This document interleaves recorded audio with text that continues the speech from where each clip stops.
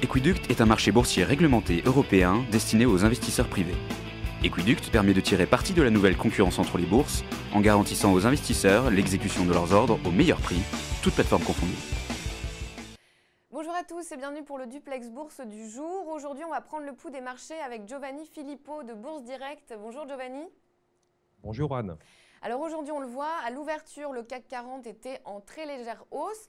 Les investisseurs restent prudents. Ils attendent très certainement la publication des chiffres de création d'emplois dans le secteur privé outre-Atlantique. À quoi on peut s'attendre pour le reste de la séance ? Alors certes, les chiffres de création d'emplois dans le secteur privé sont attendus aujourd'hui. Ça sera important. D'ailleurs, on les attend plus 135 000 créations contre 162 000. Mais ce qui est le plus important, c'est que depuis un an, c'est supérieur à 100 000.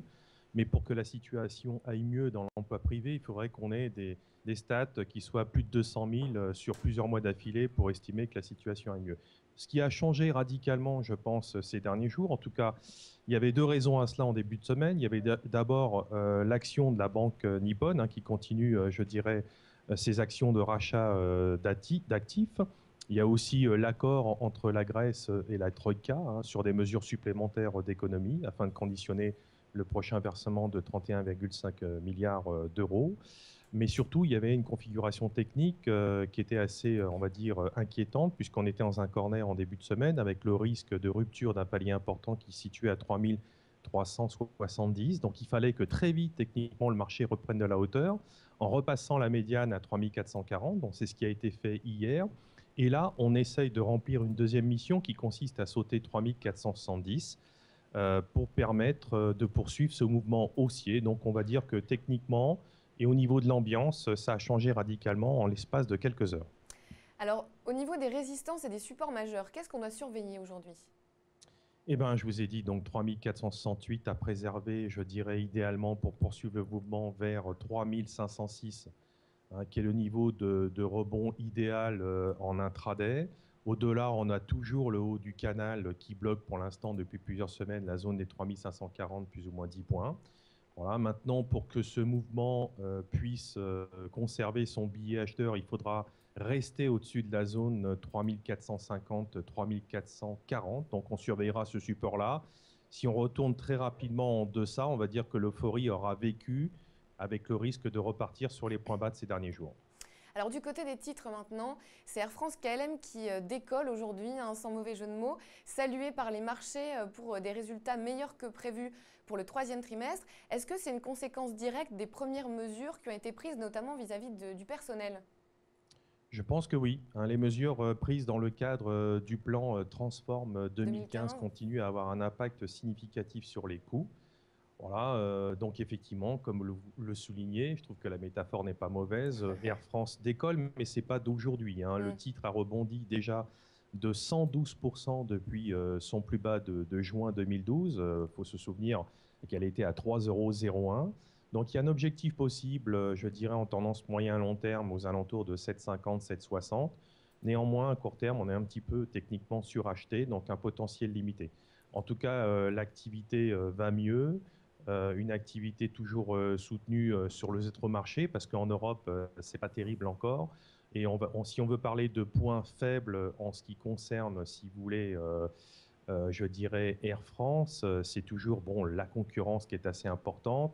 Et puis ce plan doit quand même finalement apporter, je dirais, vis-à-vis des investisseurs, des points positifs. Maintenant, au niveau des résultats, ils sont supérieurs au consensus. C'est surtout ça qui est salué ce matin. Alors à l'inverse, du côté des baisses, c'est ArcelorMittal qui dévisse aujourd'hui à cause de son mauvais chiffre d'affaires pour le troisième trimestre. Comment cela peut évoluer ?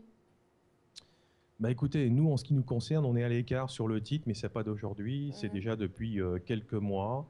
Là, ils viennent de publier donc, un résultat qui fait état d'une perte de 700 millions de dollars au troisième trimestre contre un bénéfice de 700 millions de dollars au troisième trimestre 2011. Donc, vous voyez, là, on est passé du coq à l'âne, si je puis dire. Donc, c'est au-delà, je dirais, du consensus qui prévoyait des pertes de 230 millions de dollars. Donc le désendettement constitue une priorité, je dirais, pour la société qui maintient son objectif de note de crédit pour l'instant de qualité élevée. Mais compte tenu de ces résultats-là, j'ai bien peur que le risque de dégradation de sa note pointe à l'horizon. Alors les points faibles, je dirais, d'Arcelor, c'est les conditions difficiles mondiales, la surcapacité, je dirais, industrielle en Europe et aux États-Unis qui pèse sur les prix de l'acier. Et puis surtout, sa forte sensibilité, si vous voulez, à la dynamique de croissance chinoise, puisque 40% de la consommation mondiale d'acier se situe de ce côté-là. Donc pour l'instant, on va dire que l'horizon est un peu noir pour Arcelor, même si tout n'est pas perdu, puisque notamment, je parlais de la Chine, il y a quelques petits signes de reprise à confirmer. Alors on va terminer outre-Atlantique. Tout le monde attend avec impatience évidemment la réouverture de la bourse de New York. À votre avis, quelle sera l'atmosphère justement après ces 2 jours de fermeture exceptionnelle? Oh, l'atmosphère, de toute façon, bon, les futurs américains ont continué à coter pendant cette fermeture. Les indicateurs ont continué également à tomber ces derniers jours. Bon, on surveillera, comme vous l'avez dit tout à l'heure, le chiffre de l'emploi privé, mais surtout en fin de semaine, le chiffre de l'emploi mensuel secteur public. Ouais, pour l'instant, les marchés américains sont dans une dynamique baissière à court terme. Ils ont enfoncé des seuils court terme. Ils sont, je pense, plutôt dans une situation de stabilité. Le président Barack Obama, je dirais, a très très bien réagi compte tenu de la situation. Je pense qu'ils seront plutôt dans une ambiance, on pourrait dire, d'essayer de voir un peu le bon côté des choses plutôt que le mauvais côté des choses, même si l'impact financier pourrait être de l'ordre de 0,3 points de PIB, d'après les estimations. Voilà, donc, mais pour l'instant, on pense plutôt une séance américaine légèrement dans le vert. Eh bien, merci Giovanni pour toutes ces informations. On se retrouve demain pour un nouveau Duplex Bourse. Au revoir. Merci, au revoir. C'est l'heure de Dr Win et Mr Lose.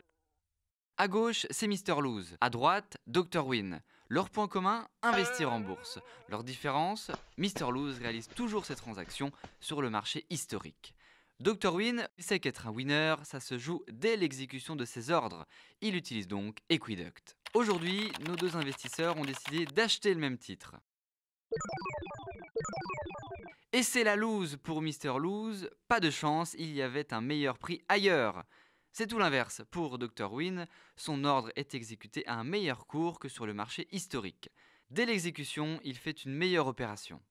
Vous l'aurez compris, optimiser ses gains en bourse, ça commence dès l'exécution. Equiduct, la bourse des particuliers pour une meilleure exécution.